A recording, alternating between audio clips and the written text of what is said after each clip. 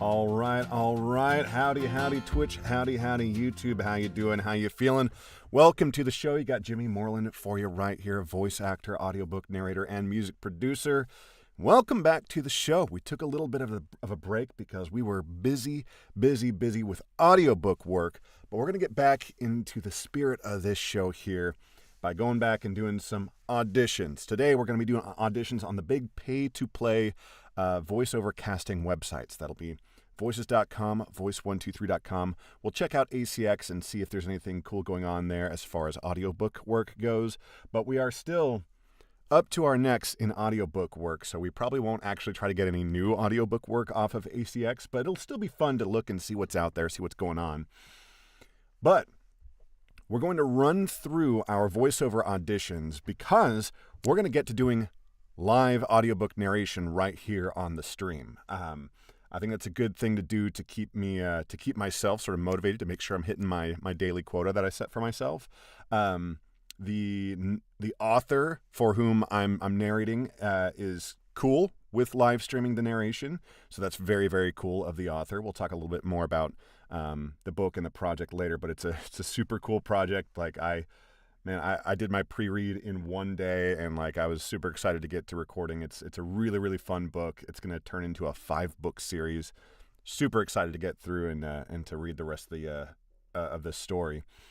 But that'll happen later. First, we're going to go ahead and jump into auditions, and this is what we're going to be seeing. We're going to be seeing Pro Tools on the left and our voiceover action on the right.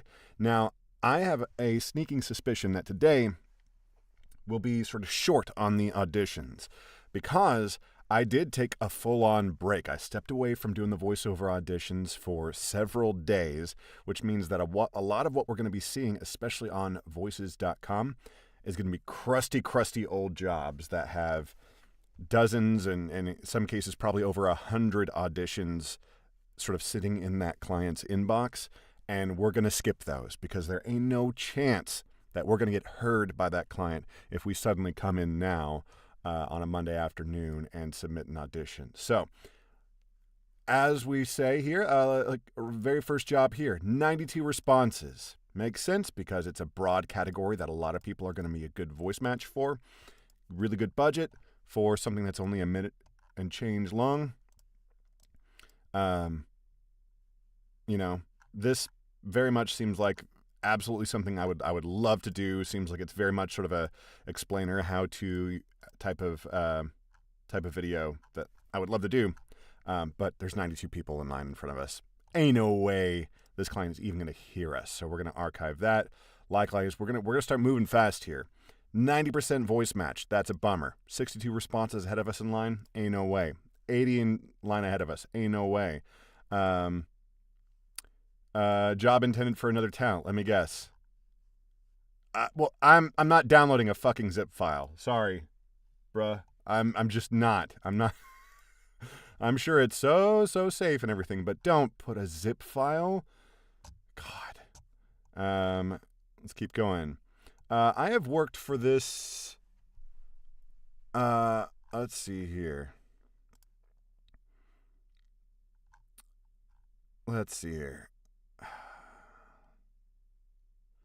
This might be worth doing. They have miscategorized. This is not an animation category job. That's why I'm only a 90% voice match. That is one of my main complaints with voices.com is that the client should get a pop-up when they select animation as their category.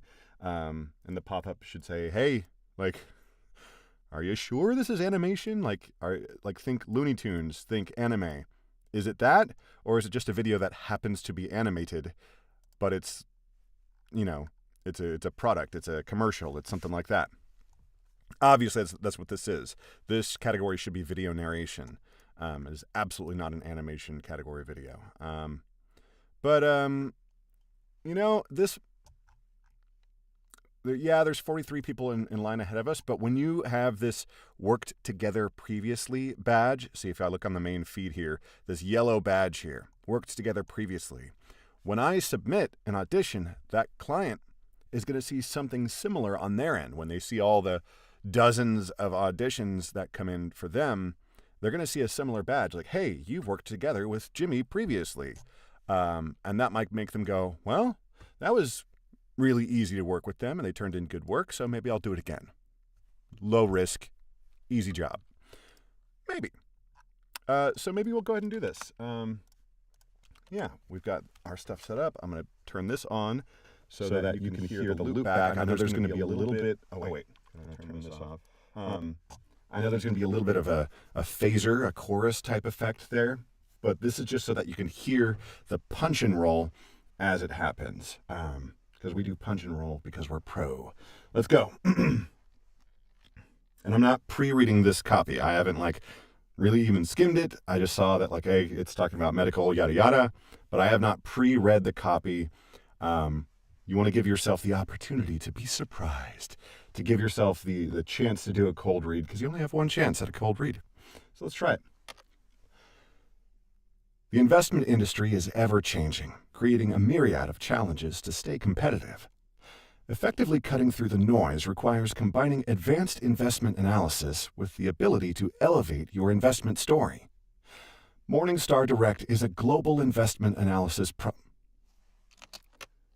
So it's investment, not medical. Ability to elevate your investment story. Morningstar Direct is a global investment analysis platform that helps assets and analysis. I have a hard time with that word for some reason. Ability to elevate your investment story. Morningstar Direct is a global investment analysis platform that helps asset and wealth managers build their assets and manage their portfolios by connecting Morningstar's data and institutional research with private and third-party content. Wow, what a sentence this is. Holy, this is like dependent clause on top of dependent clause. Wow. Assets and manage their portfolios by connecting Morningstar's data and institutional research with private and third-party content. Ooh, we're going to do a mid-sentence punch here. Data and institutional research with private and third-party content, rigorous analytics, data science capabilities, and productivity tools. Connect capabilities and productivity tools. Connect investing theory to invested reality. Okay. Capabilities and productivity tools. Connect investing theory to invested reality with Morningstar's proprietary datasets. We've got another fucking list here. Capabilities and productivity tools. Connect investing theory to invested reality with excuse me. Ooh. Investing theory to invested reality with Morningstar's proprietary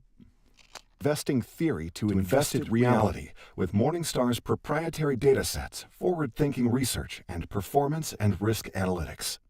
Morningstar Direct helps crystallize your vision and manage regulatory requirements by providing the tools needed to distill complexity into actionable insights and design compelling reports. Okay, we're going to stop there. You'll notice that we did not read the entire bit of copy. It is not because we're worried about, they're going to steal my audio and run with it. I'm not really concerned about that. Maybe that happens once every 100 auditions where they just scrape your audition and basically steal it. That's not the concern. The concern is just our own time, just being respectful of our own time. 50 to 60 seconds is the industry standard for commercial voiceover auditions. If the client can't make a decision about your voice in 50 to 60 seconds, then you probably don't want to work for that client. They're probably going to be the most wishy-washy, obnoxious client to work for. So save yourself that trouble. Let's hear. This is Morningstar Direct. Morningstar Direct. I know there's a delay on my voice right now, but that is because I've got the RX mouth declick, our noise reduction. When I turn that on, it causes a delay, and I just turn it on for when I'm exporting. So let's see here.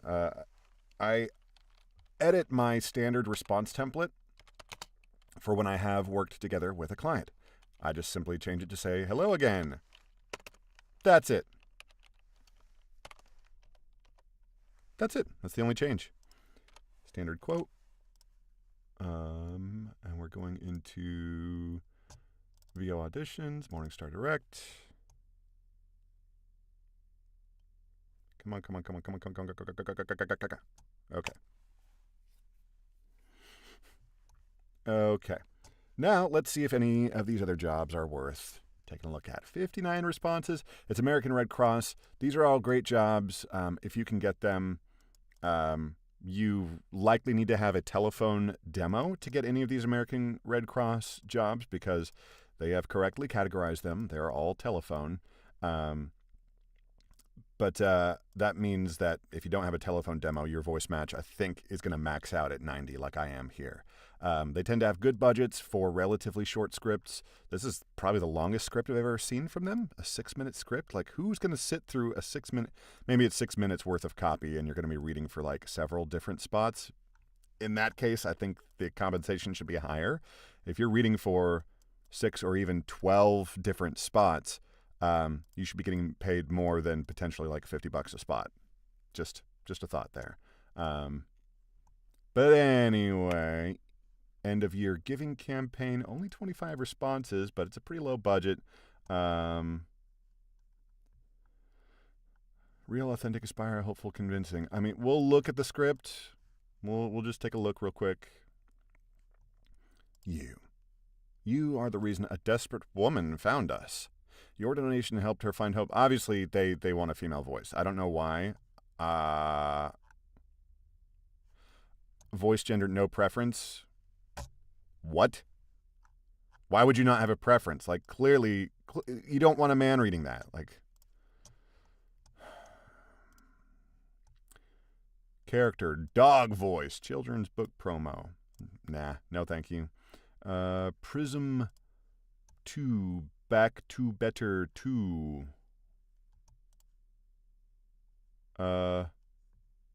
Medical video, the narrator is the doctor. No. And that's another thing, animation category. It's the wrong category. You fucked up, client. You picked the wrong one. This one only, another one, animation category. No, it's not. It's not animation. I promise. So this is that same client that we just did an audition for. Why am I only an 80%? Because animation, but also probably because instructor. That's why. Let's go ahead. I mean, I have a sneaking suspicion that this will be the last. I don't think we're going to get many auditions done on the stream today because of how crusty and old some of these are going to be. Duplicate. It's only going to let me do like 5 or 6. There it is.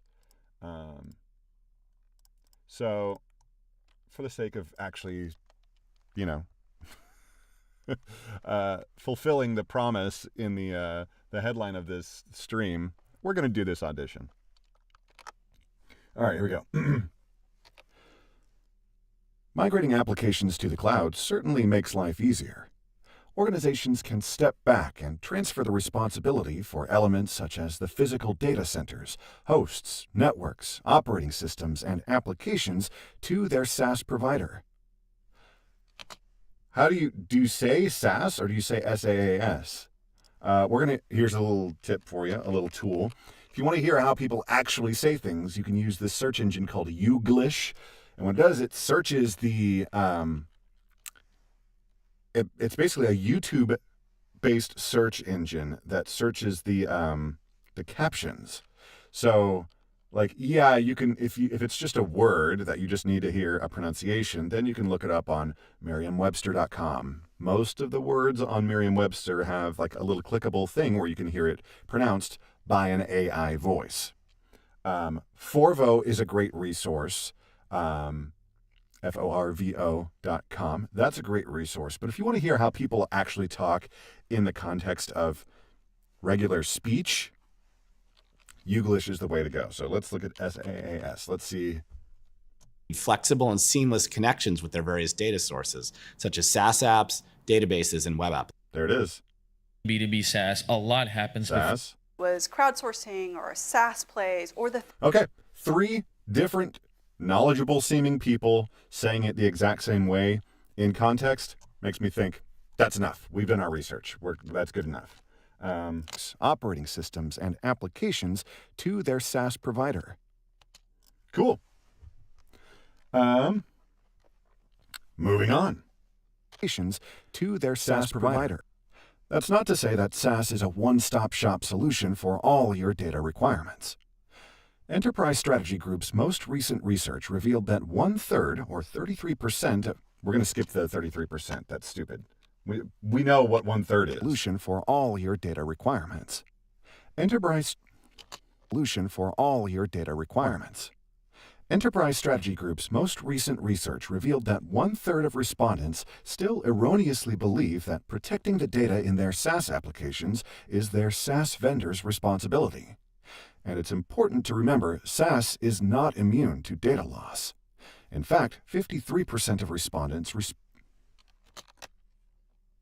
is not immune to data loss.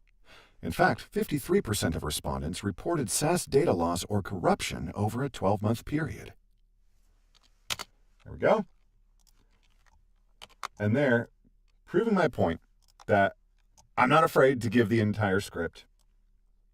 Obviously, there's going to be more to the full, booked script, but don't be afraid to give the entire audition script if it's under 50 seconds worth. The risk of you being robbed is so low that so long as you're sticking to the 50 to 60 seconds as your justification, you're fine. What does this mean? VMESG. We'll just leave that. There goes that. Boom, boom, boom. Reply. Do this, and once again, I'm going to say hello again. There we go. Standard quote. Reply with that. Come on. There we go.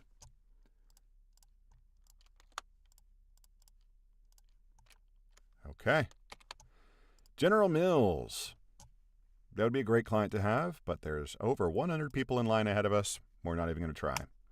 72 responses ahead of us in line. Seems like it would be a really cool job, as if James Bond himself is narrating it. 30-second TV spot. Okay, why are there only 21 responses? They must be looking for very specific demographic of talent. What? When was this posted? Days ago. Oh, this client must be going through and deleting or archiving their responses. That must be it. So they must have basically shortlisted 21 responses. That's my only explanation here. Or maybe they... Interesting. You know what? I might actually do this because I'm a veteran, and for a client like this, I think that will have a lot of weight. Looking for a read that conveys determination and strength. Let's do it. At the heart of every mission, there's an unshakable force that stands ready, day and night. That's you. At the heart of every mission, there's an unshakable force that stands ready, day and night. That's you, the one who rises before dawn to meet every challenge head-on. At American Military University, we understand the demands of military life and the unique... So, I'm interested. This is not like an ROTC type program that's preparing you for military. This is supposed to be for people who I guess are active duty or perhaps recent veterans. It's unsure. It's unclear. But we're going to start this. For dawn to meet every challenge head on. For dawn to meet every challenge head on. At American, for dawn to meet every challenge. You know what? My read is evolving here based on what I'm getting in the copy, and that's standard, that's normal. So we're gonna start again here. At the heart of every mission. Actually, I might like the original read here. At the heart of every mission, there's an unshakable force that stands ready, day and night. Let's read it from here. Unshakable force that stands ready, day and night. That's you. The one who rises before dawn to meet every challenge head on. At American Military University, we understand the demands of military life and the unique challenges you face. Our tailored programs provide the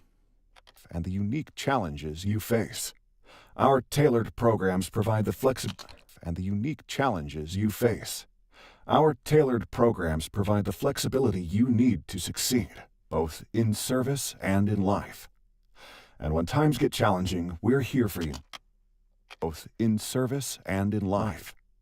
And when times get challenging, we're here for you with 24/7 mental health support. With AMU by your side, you're always ready for what comes next. Always prepared. That's you. Always prepared. That's you. Like the second read better. Okay, so let's go ahead and give this an edit.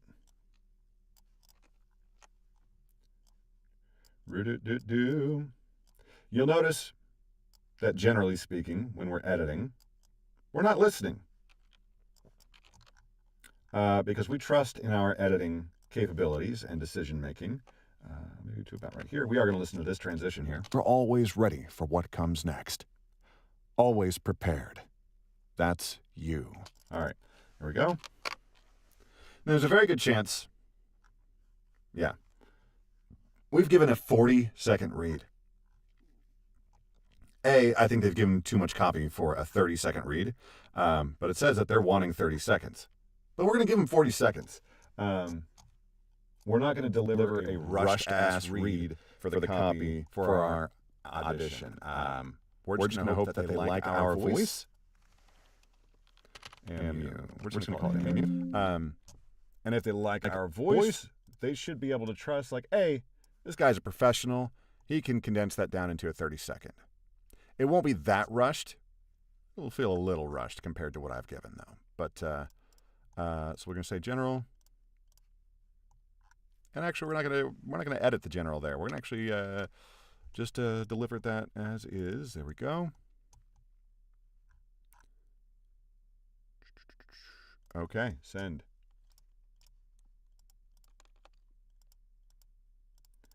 All right. Let's get ready. We're doing more auditions than I expected. I expected really to do like probably 0. 61 responses ahead of us in line. The LLS 2E, what? I don't even know what the hell they're talking about. Okay. 99 responses. Another American Red Cross job. 118 responses.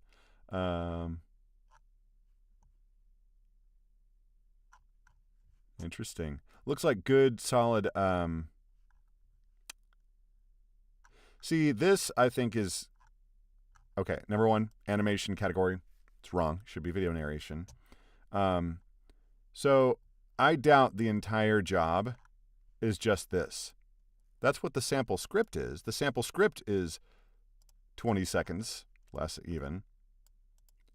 Like, an unexpected medical emergency shouldn't turn your financial life upside down. The CFPB has taken... There's going to be more to this, and it's going to be more than 20 seconds. So this is misleading. This is a lie right here.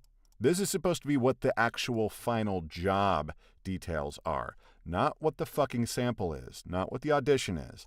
This is wrong. This needs to be reported. Incorrect script or reference files, and so 1, not animation.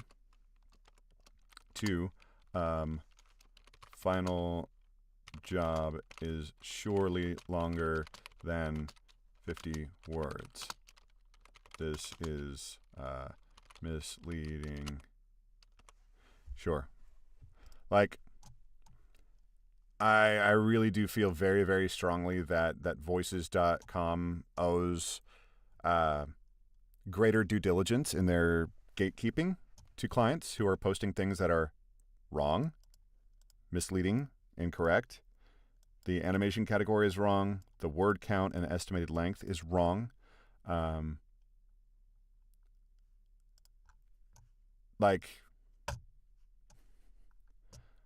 I don't get it. Like, in my communications with clients, like, I'm accurate. Like, and just that other people are out there just being fucking just saying wrong shit all the time, and there never seems to be any consequences. 94 responses for this. A dot? What even is this file format?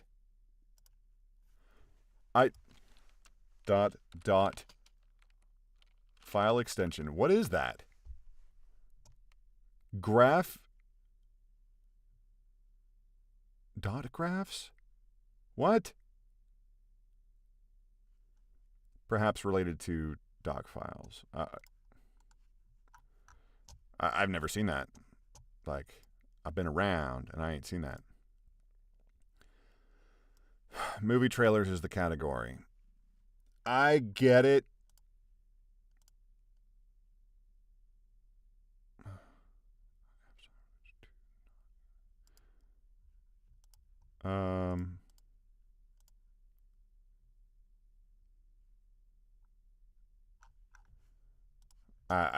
I don't even know what to say there. University of South Florida. Sorry, I just not interested. 93 responses, 100 responses, and all right, huge.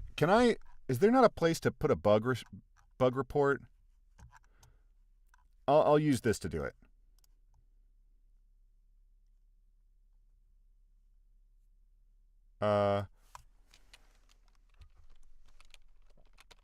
Dear voices.com.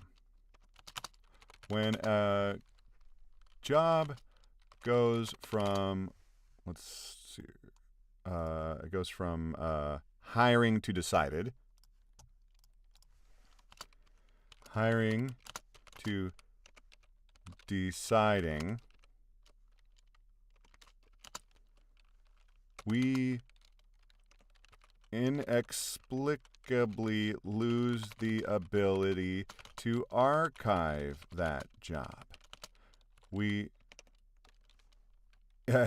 More inexplicablier, more puzzling is that we retain the ability to respond to the job. This makes no sense. Please fix.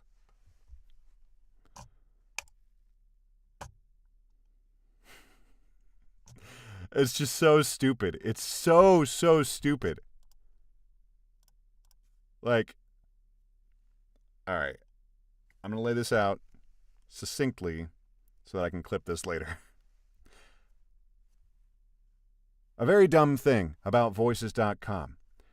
When a job is hiring, you can click it and you can reply to the job, obviously, or you can archive the job if it's not right for you, or if there's too many people in line in front of you, or whatever. You can archive the job. Now, let's say you're late to the game and that client is already deciding. And it says right here when you hover over it, client is no longer accepting responses and talent are being considered. Why then can I not archive? I can't archive the job. The button to archive it is gone, but the ability to reply to the job is still here. I can still reply to it, even though on the hover it says no longer accepting responses. And yet right there, I can respond. But the one thing that I can't do that I desperately want to do is to archive the job. What's up, voices? What's going on? Okay. Clip marked. It's like the dumbest fucking thing. Like, clearly no one at Voices ever just uses the platform from the talent side. Just clearly there's no day-to-day use case testing. Like, it's just not happening. 128 responses. We're going to archive that. 153 responses. That might be the most I've ever seen. Here, we've got some video game stuff. I don't have a video game demo, so that's why I'm going to max out at a 90% voice match on these things, which is a bummer. I have booked a fair bit of video game work on voices.com, but I am definitely at a competitive disadvantage because I don't have a video game demo. So that's too bad. What do we got here? 80% voice match because of what? Mad scientist? No, thank you. Animation category. Let me guess. Yeah, Beezer Homes. Report concern. Not animation category. Please show clients a pop-up when they select animation. Please, please, please. This isn't just like a nitpicking annoyance. This is like, it hurts talent and clients alike because of the way the algorithm works on voices.com. It's all based on like what demos that you have and how all the metadata is tagged. I don't have an animation demo because I'm not animation talent. I don't do big, wild character voices. That's just not who I am. I don't have that kind of training, all that kind of stuff. And so I leave the proper animation jobs to the properly trained animation voice talent. My half-sister, she is a brilliant animation character actor. And so she should be the one seeing animation jobs that align, and so that she gets a higher percent voice match. But in her feed, if she's seeing jobs like this, the Beezer Homes Information Technology Organization is dedicated to seamlessly integrating cutting-edge technology with strategic business objectives. That's not fucking animation.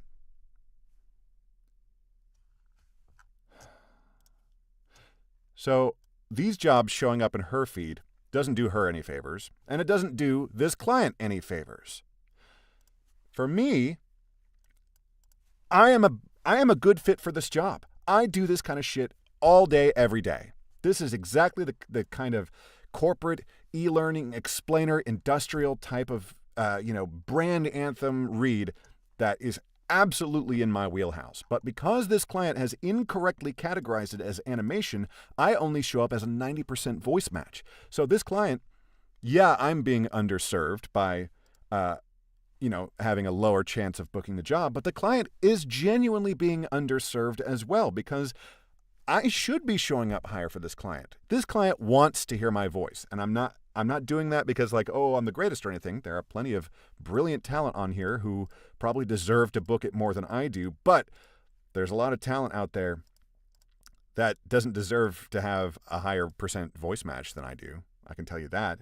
This needs to be video narration. Plain and simple.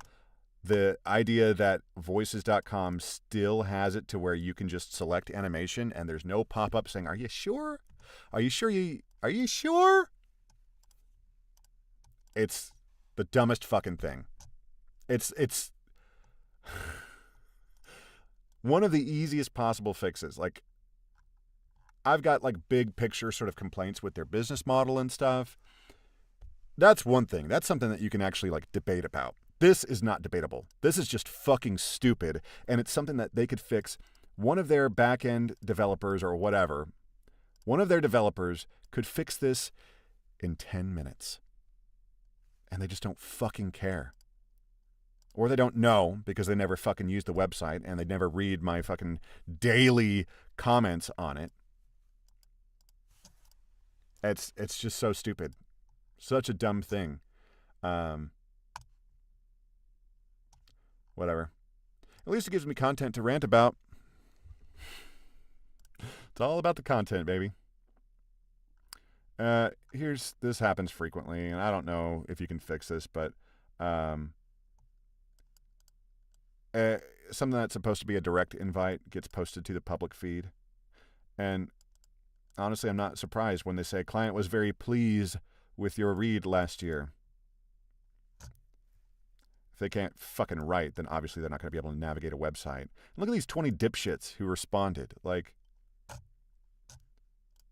sorry, I'm getting a little salty right now, but goddamn, man, what are people doing? Think Morgan Freeman. Okay, your budget's $250. You're gonna get what you get. Oh god. Let's see here. AEC hype video. Okay, whatever. We're not doing it because there's 73 responses ahead of us in line. 84, nope. And then 131 responses ahead of us in line. And that is the queue on voices.com cleared out. It seems like maybe this one magically, either they made a hiring decision or maybe someone at Voices like saw my note and was like, okay, yeah, let's clear this out. Let's take a look at this. Completed. They just hired someone. So, of course, it wasn't because Voices did something. It was just because the client fucking hired someone. Okay. This is so interesting. So, voices.com, you have to hit refresh if you want to see new jobs as they roll in. Doing this, you can sometimes catch a job like the moment it hits this feed, but there's a lag of a couple of minutes before the email gets generated that gets sent out to everybody. So if you're sitting here and you're hitting refresh, sometimes you can have a couple of minute head start, and you can absolutely be the very, very, very first in line if you happen to hit refresh and get lucky at the right time. Voice123, very interestingly, has an RSS type of thing going on where this feed gets automatically updated with new jobs, and it clears out jobs that close out. When I first started up the stream, I noticed on this page there were 5 jobs, but just as I was going through all the voices.com jobs, 2 of those closed out. Super, super interesting that they're able to make that work. Like, such a good feature. Now, it doesn't update, I don't think it updates the number of proposals. So you are going to want to, if something is nearing the cusp, like this has, they're looking for 35 proposals.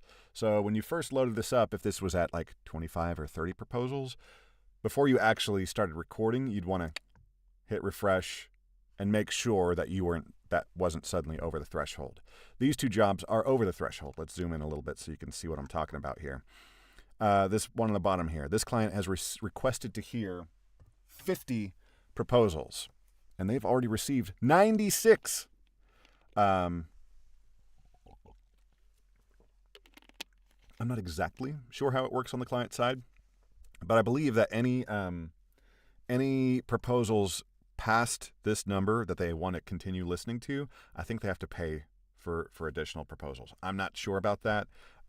Someone at Voice123 can correct me if I'm wrong about that. They've done it before. So occasionally they do pop in and watch the live stream. So howdy, folks. But one thing I'm going to do real quick is before we pull any of these up, our friends at Voice123 have asked me to not show client names. Most clients take the option to have an anonymized name and not show their first and last name. And all 3 of these clients have done that. Sometimes in the client information section here, you'll see first and last name. And some people will even put like a profile picture, like they really want to like fill everything out. And but most clients just have client number, whatever. So first, let's clear these out. Pretty low budgets we're seeing. It's kind of like, granted, these are pretty old. There's a reason. Yeah. It's pretty disappointing from Voice123, you know. Voice123 has a steep annual fee, at least on the tier that I've elected to go for. It's $888 a year to be a member at the tier that I am at. I'm top 20% voice talent. Now, when I first got on to Voice123, I immediately nuked my position in the algorithm by auditioning for fucking everything. That is a really, really bad idea on Voice123. You live and die by the algorithm, and your algorithm, your position in the algorithm is based on client feedback and interaction. So if you're auditioning for things that are fun but not a great fit for you, to where you're not likely to get a like or hired, you're going to start getting punished in the algorithm. And that was a brutal, brutal position to be in once the algorithm caught up to what was going on. So when you first start on Voice123, they give you like a glimpse of what top 10% looks like. And it's glorious. And you're like, oh my God, there's so many jobs. I'm going to be a millionaire. And they give you a few hours or maybe even days. I can't remember what it was, but they give you a taste. And then once you generate for them a good sample through your activity, a sample of what kind of response clients are giving you, then they apply the algorithm. And for me, because I went wild auditioning for damn near everything I could find, that put me in the bottom 20% on Voice123. And let me tell you, it was miserable. When you're at the bottom 20%, that means you see jobs last. And that means the jobs that you see are jobs that everyone in the top 80% have passed on for one reason or another. Terrible budgets, terrible material. Like, to be perfectly frank, just terrible material. And I could have just cut my losses and said, well, all right, I screwed myself in the algorithm. Fuck it, I quit. I quit Voice123. I viewed it as a challenge, a personal challenge, to climb my way back up, to see if it could be done. And so I did a lot of those low, no budget jobs. I did some jobs that aren't going in my portfolio. Something funny that you find, especially in the super low budget areas in any creative medium I've found, is that the lower the budget, the harder the clients are to work with. It's not like, I know it's only $50, so like it's so super simple and easy. No, you will work harder for a $20 voiceover client than you will for a $2,000 voiceover client. 100%. You will absolutely work way harder for that $20 than you will for $2,000. But can you book the $2,000 one? That's the question. So, all that's to say, I've climbed my way back up to where I'm top 20% on Voice123. And I feel like since getting into top 20%, I feel like it's worse. I don't know if maybe this is just like a seasonal trend. Maybe this is a low hiring season. I know that the fall tends to kind of boom a little bit. So maybe summer is just not great. I don't know, but like voices.com is going well for me. But Voice123 is just, look at this. It's nearly 3 p.m. Eastern time. And there's one open audition for me on Voice123, and I'm top 20%. Like, what's going on? Why am I paying $888 a year? If this is all I'm seeing, like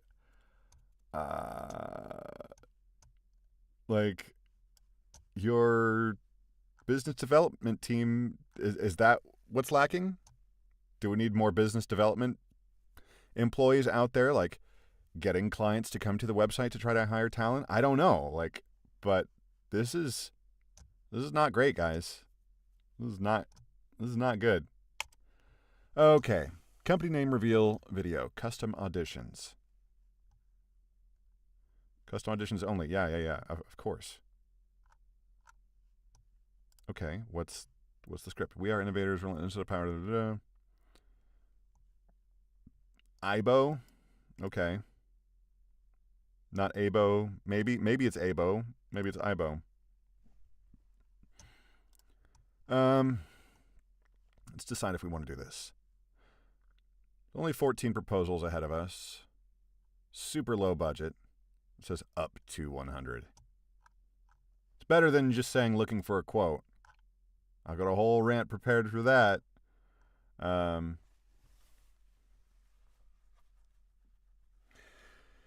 You know what? Just to say I did it. Let's go for it.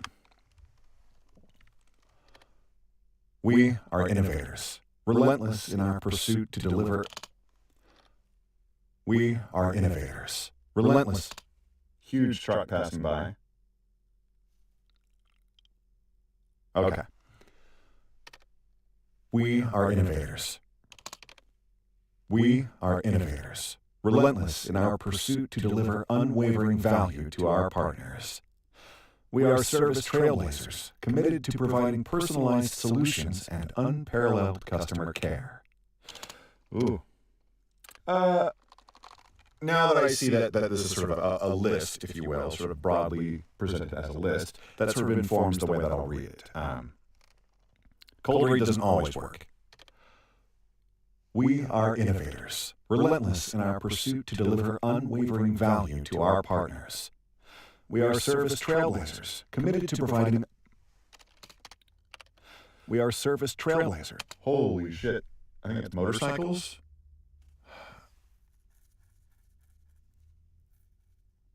Yep. Okay. Okay. Jesus.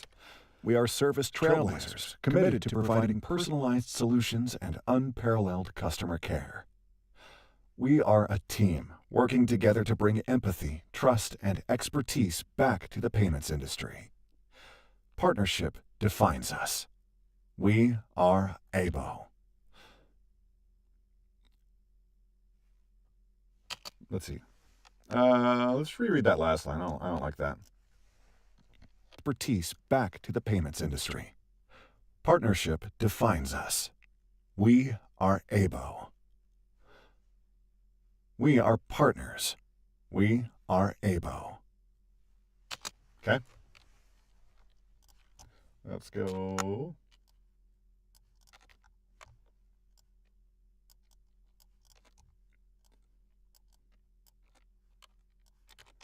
And ooh, got a little mouth click there.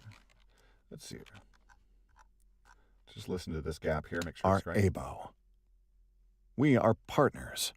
We are ABO. Okay.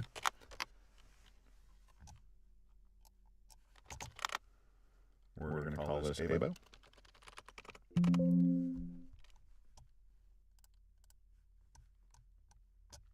You just got to hope that, like, it's very dumb. If you've got a product or a company name that could possibly be interpreted one way or another, help us out. Help us help you. Give us the pronunciation. I'm quoting the full 100, but I'm saying negotiable. If they come back and they go, well, we were hoping for $20, and I'll say, well, I'm hoping you could go fuck yourself.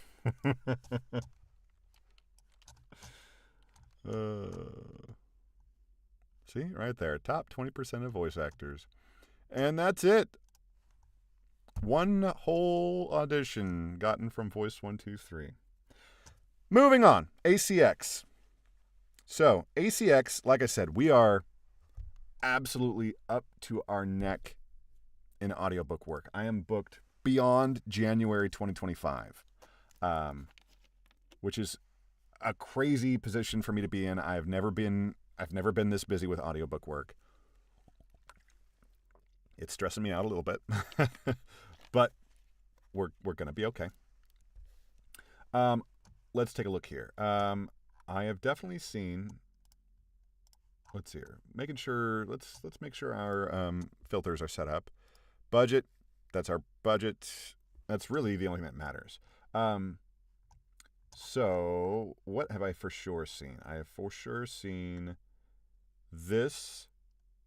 For all my francophones out there, if you want to read something in French, this looks like a really great project.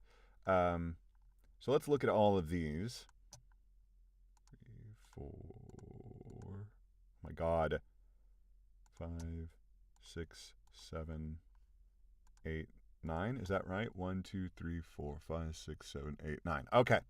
Let's look at these 9 projects really quickly and decide like why or why not we would audition for these if we weren't so fucking busy. Threads of the Cosmic Loom, the quest for the love particle.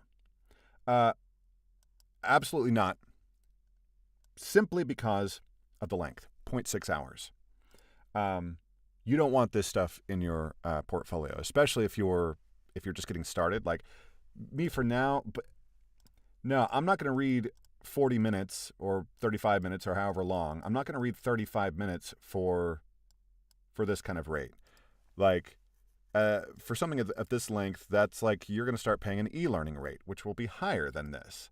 Like audiobooks have a lower hourly rate because it's a volume business. If you're not giving me the volume, you're only wanting 35 minutes, then you have to pay the non-volume price. Like, one thing to note that if you do this, whatever your quote is, whatever rate that you're quoting, so for me, right now, it's $250 per finished hour. I'm probably going to raise that actually for new clients because I'm fucking busy at $250 per finished hour.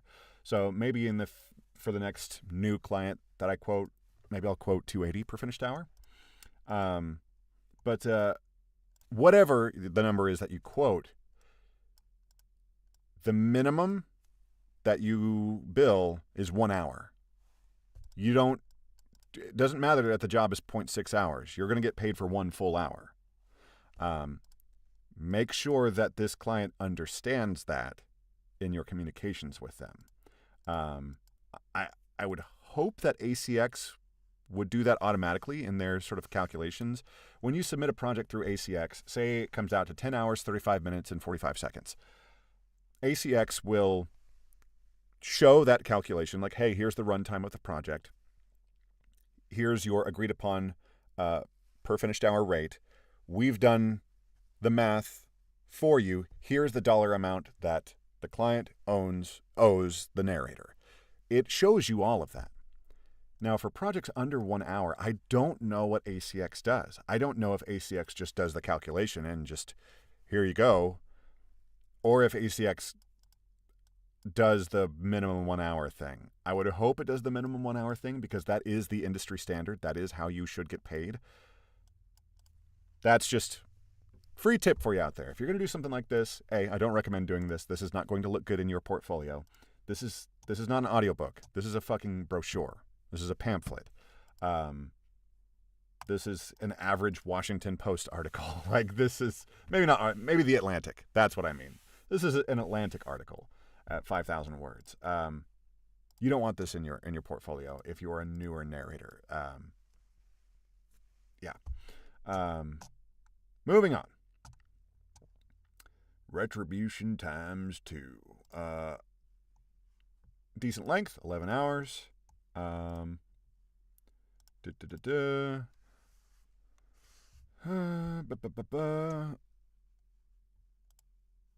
This all looks fine. I haven't gone, you would want to go through and look and make sure that, there's no weird, like, political stuff that you don't jive with.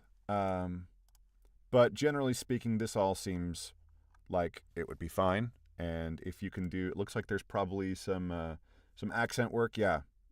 Russian accents. So if you can do a decent Russian accent that isn't totally, it's not Snidely Whiplash, Natasha and Boris from Rocky and Bullwinkle. If you can do if you can do better than John Malkovich in the movie Rounders, where he like famously it's just the worst Russian accent work in history. Like, I splash the pot. Like, it's so bad. This looks like it might be a good job. And again, if I wasn't busy as hell, maybe I would audition for this. Moving on. Night Sweats and Hockey Nets. Hot Flash Hookups, Book 3. If I like that they put cover coming soon, that's good that they did that. Like, I think that the text is great. Like, interesting, multi-layered, distressed text. Like, some thought went into the title there, the title design. and letting us know that that's not it, that there's going to be more to it is good, because you should judge a book by its cover in this business, because the end readers do as well. This one, so they're looking for a team. It looks like they have not found either half of the team. So if you've got someone, then obviously bringing that to the table and like presenting an A and B like fully fleshed out audition is really attractive. But if you don't, romance, it's not an appealing genre to me. I doubt that I'll ever get hired to do a dual narration romance. Now, I have done dual narration before, somewhat recently, but it wasn't romance, and book 1 was solo narration by me. Book 2 was dual narration that I helped find my narrating partner. So it was sort of a different situation. For something like this, I don't know. I think you kind of need to. Probably come to the table with a partner. Seems kind of tough, but seems like it's probably a decent job here to get. Obviously, this hasn't published yet, and so obviously there are no Amazon rankings. Don't get that twisted. Looks like another one that's going to have some Russian accent work in it. So once again, make sure that you've got that down a little bit. But yeah, looks like it could be fun if you're into the romance stuff. Looks like another romance here.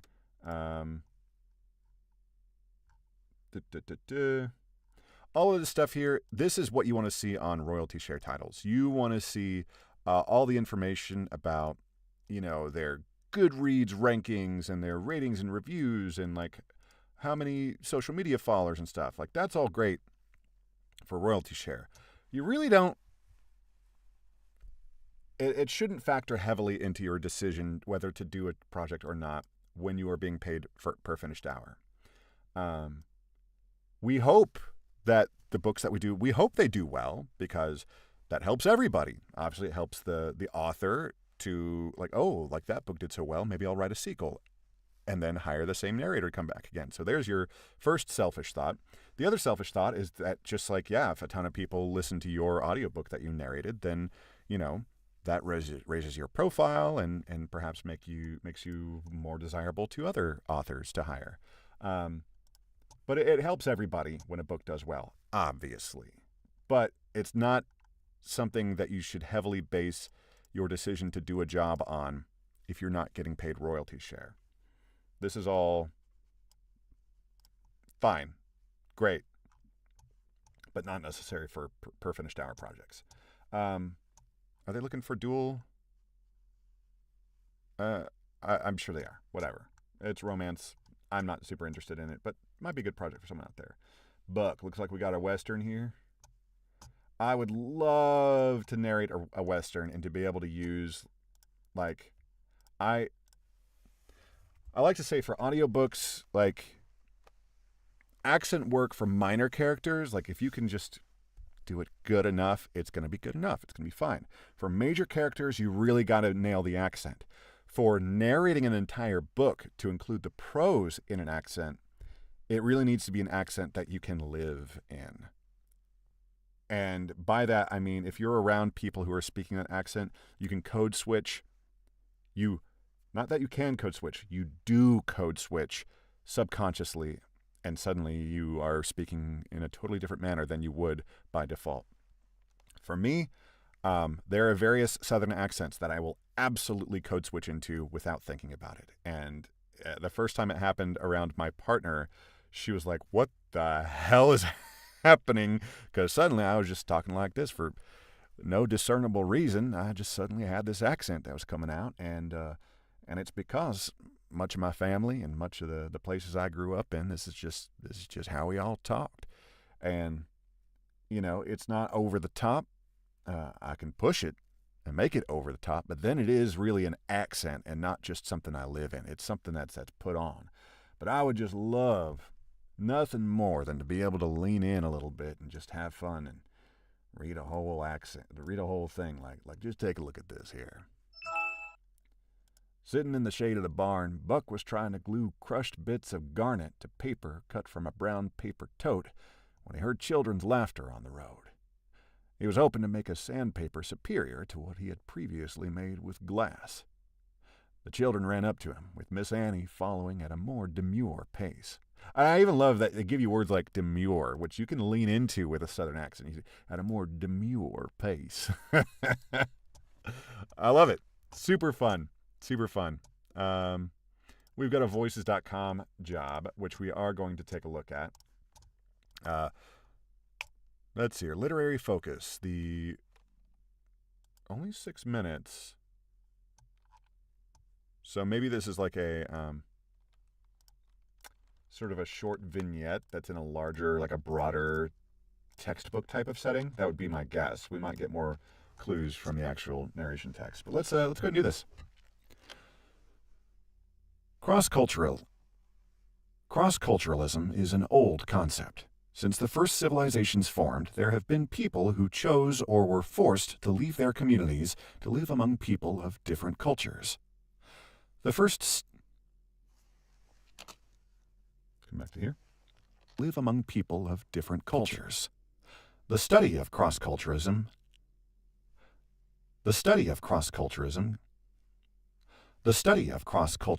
gained live among people of different cultures. The study of cross-culturalism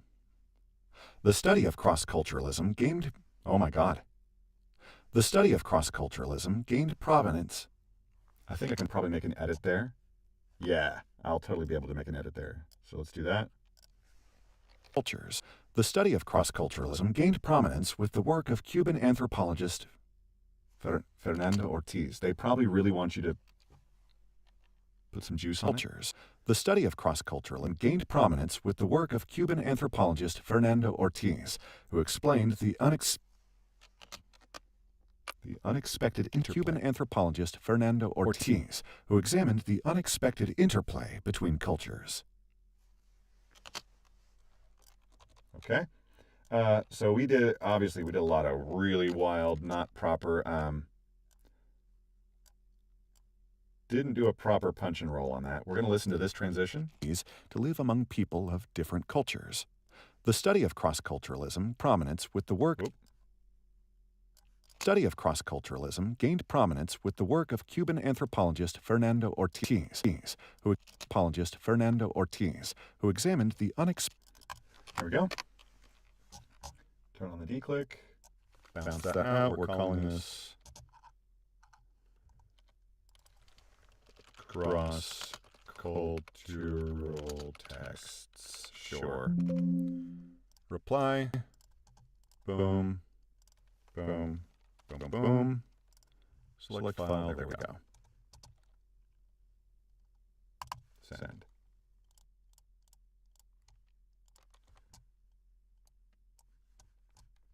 Okay. Back to the audiobooks. Okay. So this seems like super fun. If I had space in my schedule, I would absolutely audition for this. Like, I would love to do a Western. But I don't have the space in my schedule. Lick and the Invasion, a humorous science fiction adventure. Now, 1.2 hours. That is damn short.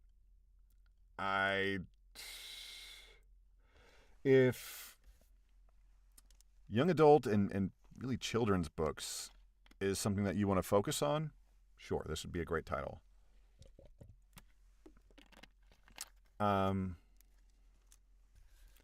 Yeah, I don't know. Like I do a ton of science fiction. That is the majority of what I book is science fiction. And I don't know that I would, if this was in my portfolio, like, would I be taken seriously? That's what you got to ask yourself. Like, you got to think of when someone is scrolling through, just if they search your name on Audible and they're scrolling through, like, what is it going to say when they see this title in their as they're scrolling. Because they're going to be able to see the length of the title as they're scrolling. So you really got to consider that. This one is, make your own decision. It's not something that I would audition for. The Genesis of Seven, the Empyrean Trilogy, Book 1. I emphasize Book 1 because sometimes you'll see a posting for a Book 2 or a Book 3, and that should give you pause because that should make you go, well, what the hell happened with the narrator from Book 1 or whatever it is.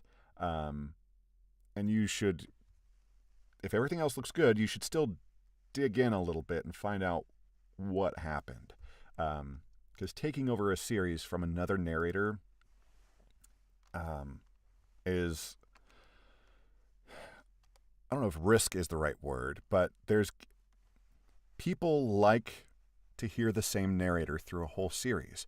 And even if the narrator changes to a better narrator, which obviously it's subjective, there is no such thing as a better narrator, but even if it does change to a, quote, better narrator, some people are going to be super pissed off because they want to hear that same narrator. And no matter how well researched the newer narrator is, they're going to pronounce some things differently. They're going to treat certain character voices a little differently. And that's going to piss off the listenership, the longtime listenership. And so you got to have some humility, have some mindfulness if you do book something like that.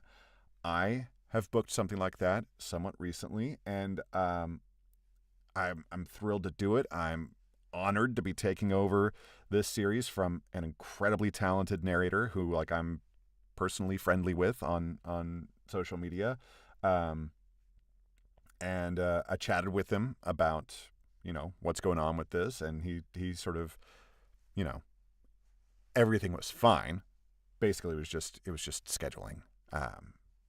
He's basically as busy as me, and he became too busy to keep up with that, with the very aggressive production schedule that this author keeps, and so he just couldn't keep holding those dates open on his calendar, and so they just wanted to move on to someone who could continuously meet those and hold those spots. But I know that when the reviews start to roll in, there are going to be people who are pissed at hearing my voice instead of my friend's voice, and I don't begrudge them that. I get it. There are going to be people who stop listening to the series. There are going to be a lot of people who don't care. Maybe there will be some people who like my voice better, but you got to be prepared for that. You got to be prepared for the review bombs that might happen. So I know I'm going to see some hugely negative reviews on the performance, which, if you're going to be doing this seriously, if you're going to be in this industry, you got to have a thick skin about that kind of stuff. So I'm ready for it, and I'm not going to be too bothered by it. Anyway, back to this Genesis of Seven.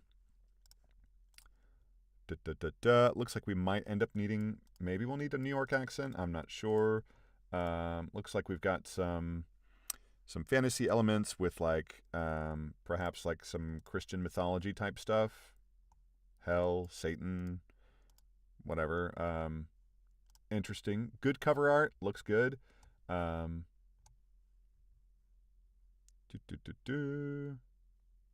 This looks like it could be, could be cool and fun to read. So if you've got space in your schedule, by all means, give that a shot. Beyond the Trident, a Navy SEAL's search through trauma for meaning in life. This, I can tell you right now, is absolutely something that I would do. Tom Murphy is a retired Navy captain, combat veteran, and Olmsted Scholar, and served as a U.S. Navy SEAL for 25 years. So this is absolutely the kind of thing that I would do. Where do I have space in my calendar? I'm really thinking about this. Where it would seriously be, it would be like January before I could feasibly hit record on this project. Even though it's only 6 hours, It's quite short, but I don't have a week or even like, 4 days. Like I don't have it. I don't have the time. Oh man. How long is the script? Oh god, and it's formatted like this. ACX, Amazon, please give us text wrapping, please. Oh, and I can't even control A because it selects inside and outside of the window here. So let's just open up a. We're gonna come off of this so you can't see all my secret Google Docs. Blank document. Paste. Okay, and we'll come back. Let's see here.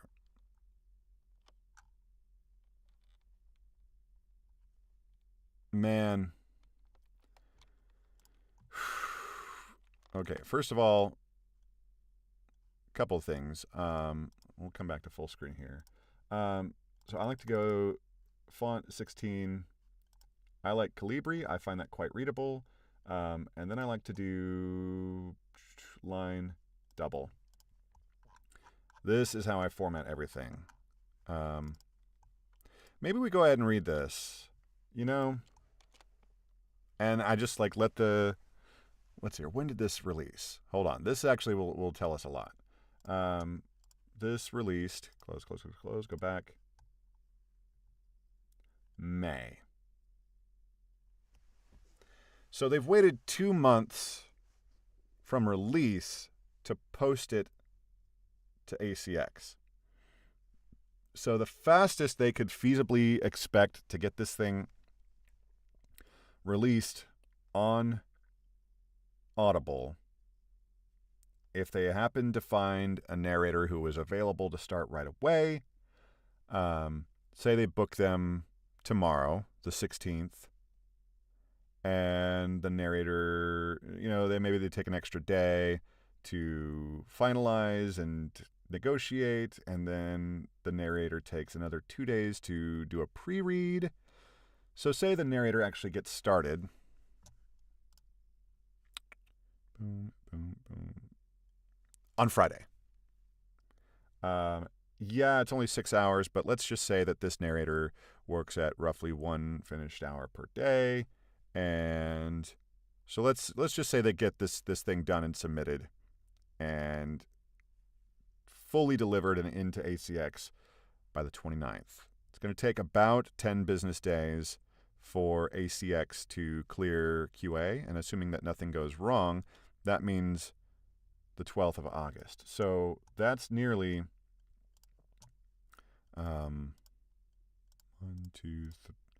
nearly 3 full months after physical and ebook release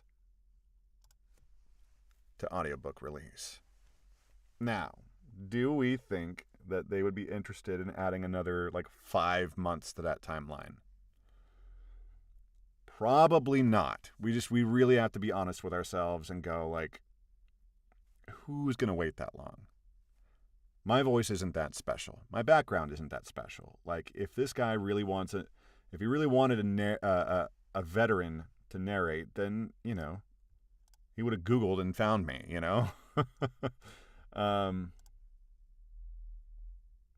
Yeah. The cover art's great. This would be really... It's self-published. Man.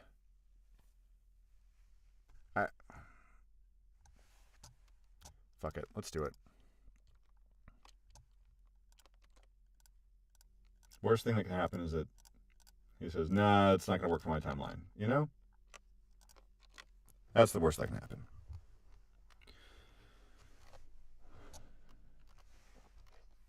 All right. The pungent smells and strange sounds of the rural landscape in southern Vietnam initially overwhelm a person at night. The air is alternatingly initially overwhelm a person at night. The air is alternatingly initially overwhelm a person at night. The air is alternatingly filled with both good, earthy smells and a bitter blend of rotting plants, sewer-tinged mud, and the distinct aromas plants, sewer-tinged mud. Let's read that one. And a bitter blend of rotting plants, sewer-tinged mud, and the distinct aromas of domestic and wild animals. Instead of silence, of domestic and wild animals.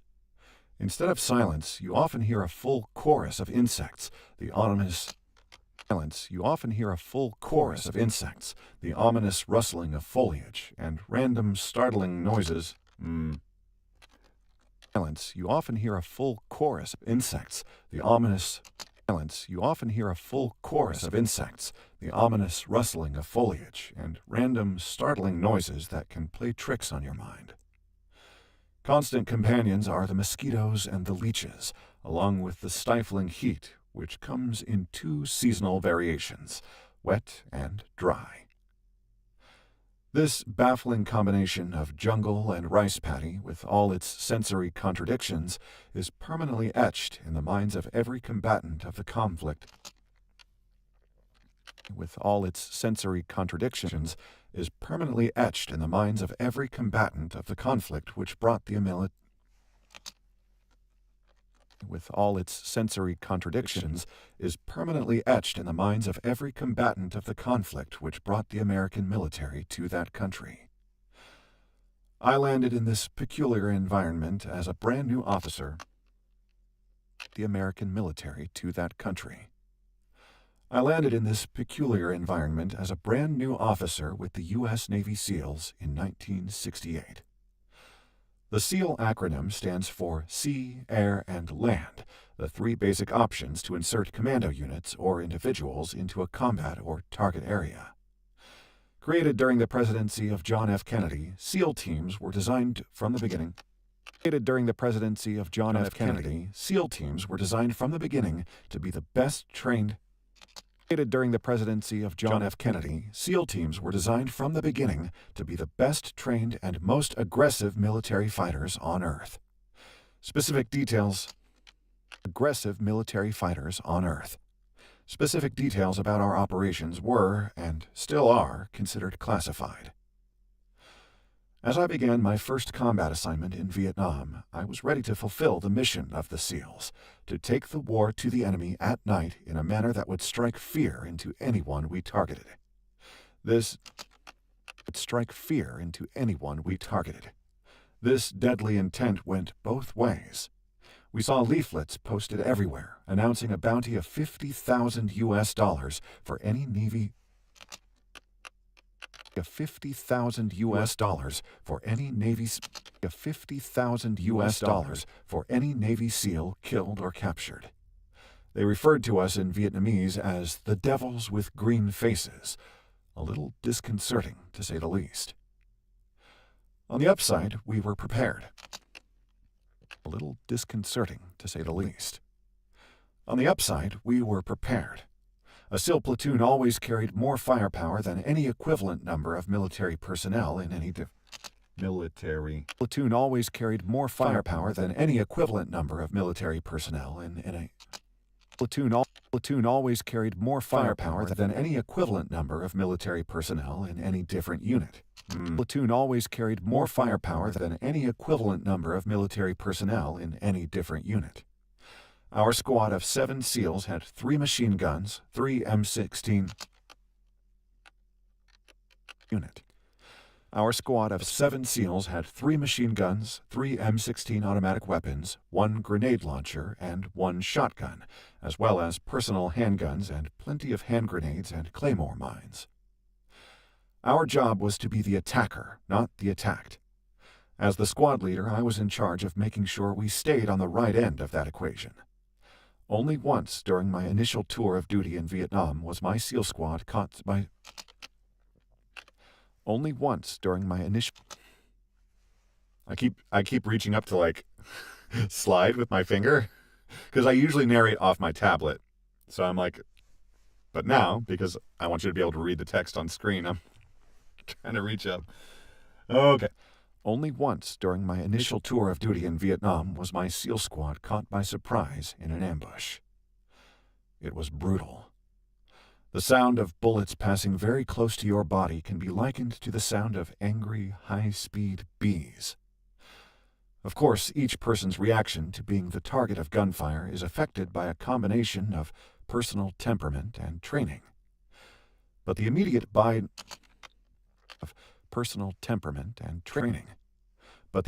mind-body reaction is instinctive and classically referred to as the flight or fight response. One purpose of our SEAL training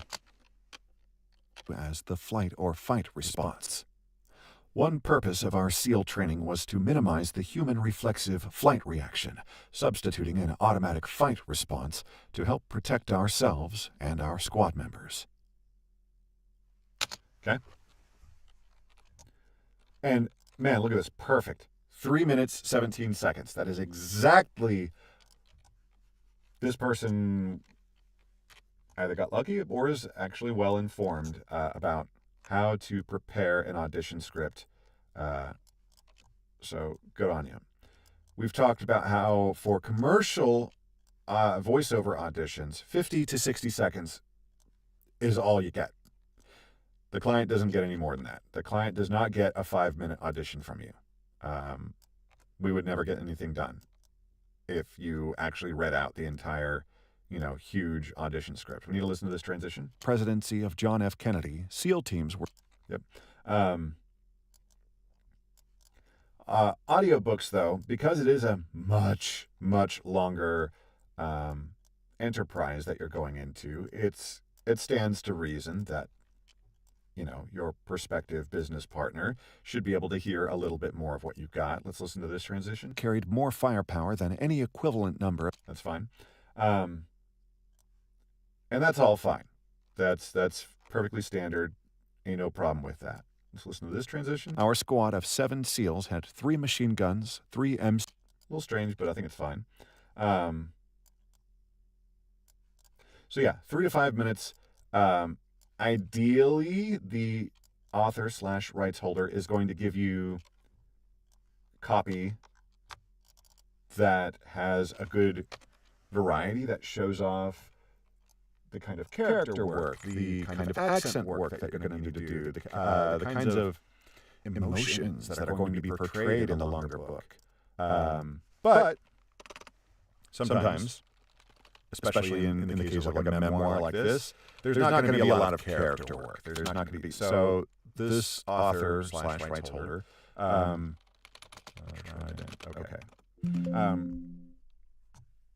they understood that they didn't need to hear all that stuff. So honestly, they probably will make their decision within the first 30 seconds. They'll make an absolute no decision in the first 3 seconds. That's about how long it takes. 3 seconds. They'll shortlist you within the first 10 to 15 seconds. And you'll get a yes, potentially, from 30 seconds to a minute. Especially in the case of something like this. Okay, let's see here. For this, I'm going to go into my own auditions here and look. What's great is when you look in your audition feed, see, I have auditioned for 233 audiobooks. And the vast majority of those I did not book. In fact, my very first audiobook that I acquired on ACX took me 50 auditions to get my first one. But my last 2, I got them. This one right here, this is one I was skeptical because they posted the audition for book 4. So I was like, what the hell's going on here? I'm still not sure exactly why this author did that, but I am currently narrating book 1. They posted book 4, I think maybe because that was like the one that he had most recently finished. I do know that actually to be true. He's working on book 5 right now.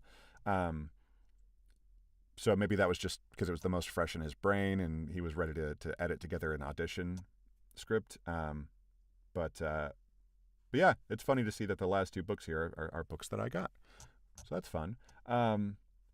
But what I'm wanting to do here is actually, I do want to go, I want to find something that's like fully military. Let's look at 30. Let's see here. I want something that's like straight military.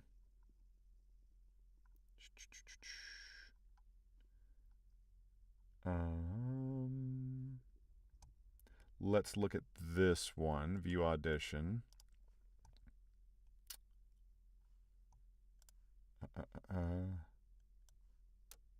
This actually might be exactly what I want to copy paste here. So let's paste fellow veteran here, OEF 2012, really enjoyed. I've produced, I can update that number to, I'm on number 35. So to be accurate, I'll say that.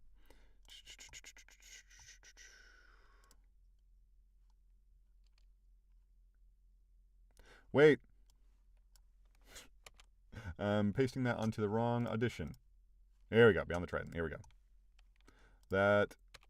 That rights holder would have been very confused. Okay.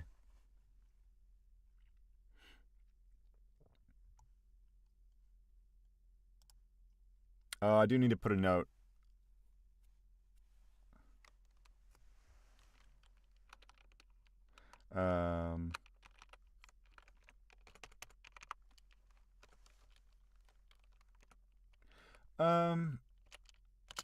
Now, if in any initial contact with this author, we'll start talking immediately about timelines. I don't want to overload them with information or like assume anything. So, all right. And the last one here is el éxito, which means the success. De la escasez a la prosperidad, like cases of prosperity. Right? Escasez? Actually, don't even. I'm not for sure about that one, but éxito. That does not mean exit. If you're looking for the exit to some place, you are not looking for the éxito. Éxito means success or like a hit. So if someone has a hit song, like they just like we say, oh, it's a hit. You say like es un éxito. Yeah. The exit is salida, is exit. So, obviously, this book is in Spanish, and it looks like it probably is a Spanish translation of a book that, or maybe not. I'm just looking at the name here. Eudio, I think is how you would say that. Eudio, Omar Barbosa.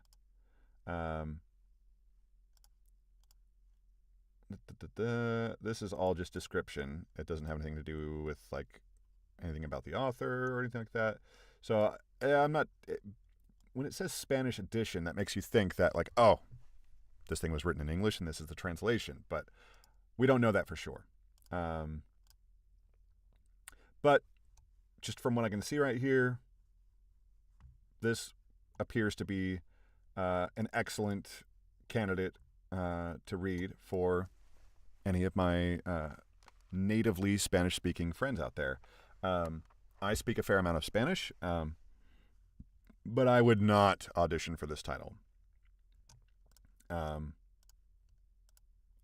been told that my pronunciation is quite good, but it's not authentic, and it would be distracting for a...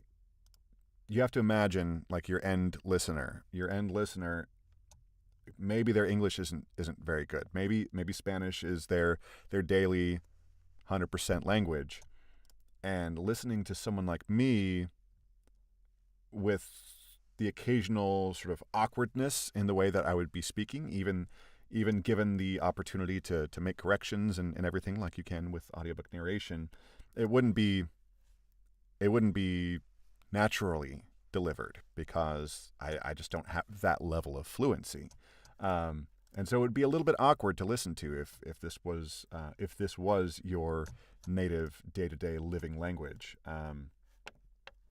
So keep that in mind. But yeah, if you are bilingual or if Spanish is your primary language, or if it was at one time and it's something that you can slip into and live in comfortably, and you can deliver this authentically and professionally, then absolutely this looks like a really, really good project. Love to see other languages that are paying a good, proper rate. It's really disappointing when you see like the English version paying a good rate and then like the Spanish version paying like half that. Like, no, no, no, no, no, no, no, no. No way. Like, if anything, the Spanish version should be more because you're paying for like rarer, more skilled talent.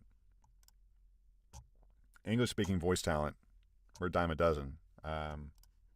Spanish-speaking voice talent, that's a bit more rare. And if you can hire bilingual talent who can do both the English and Spanish version of what you've got, even better. And you should be paying extra for that because that is extra, extra rare. Okay, so that is, we did an audiobook audition today. Didn't expect to do that, but we did it. And that's great warm-up for us because we've got some regular audiobook work that we got to do.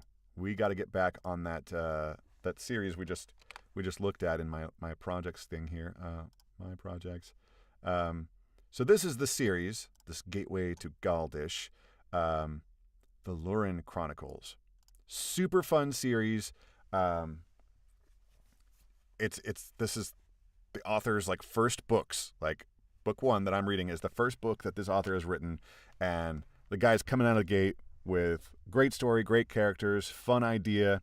It's a little bit of a take on the isekai sort of subgenre, which comes from Japan, but it's not unique to Japan. Like these kinds of stories have been being told forever, but it really has been solidified into a whole subgenre in Japanese culture, the isekai, which is like the idea that a person is transported or somehow taken from regular real life as we know it into some other kind of world where whether it's magic or some other kind of circumstances are going on. And so they have all of their regular real world experiences and sensibilities that are trying to reckon with and grapple with all of these new experiences that they're exposed to. It's that sort of combined with the real world that this character is coming from. Eli is the main character. The real world that they're coming from is also a post-apocalyptic type of situation. Not full-on collapse of society, but things have changed. It is a bit in the future, and things have changed. There was some very dark times on planet Earth, but things didn't completely devolve into total anarchy. There were some wars, some natural disasters, some things happened, but humanity is carrying on. And then suddenly this isekai situation has come up, and now he's trying to work his way through it. And it's super cool. The author is clearly a gamer. Lots of fun, like not D&D, but sort of video game informed elements come into play in a way that isn't like corny or cheesy. It's like, it's fun, it's interesting, it sort of fits with the world that he's built, and I'm excited to read books 2 through 5. But on that note, we got to get to work narrating book 1. So what we're going to do, I'm going to take a short break. We're going to end the stream. Let's see what, because if we're gonna take a full-on meal break, then yeah, I'm gonna end the stream and then come back. Just making sure that my lady isn't. Hey, I don't know where people get my number to text me to try to sell me health insurance. I've got VA health insurance for life, because I'm technically a disabled veteran. So I don't know where these people are getting their lists, but they're not good lists, because why would I pay for health insurance when I've got it for life? Okay, yeah, we're gonna take a good break here. I'm gonna go get some food, reset my voice a little bit, let the booth cool down. 76 degrees in here right now. 57% humidity, which isn't so bad because I've got the HVAC running out in the broader studio area, and I've got the cycling fans. I've got intake and exhaust in this little room. Those have been running, but for audiobook narration, I actually turn those off because I want the extra like half a dB of noise floor that gives me. And I'm, I guess, just a glutton for punishment. So we're going to we are going to call it. Yeah, it's going to get above 80 in the booth when I'm doing the full on narration. So we're going to call it there.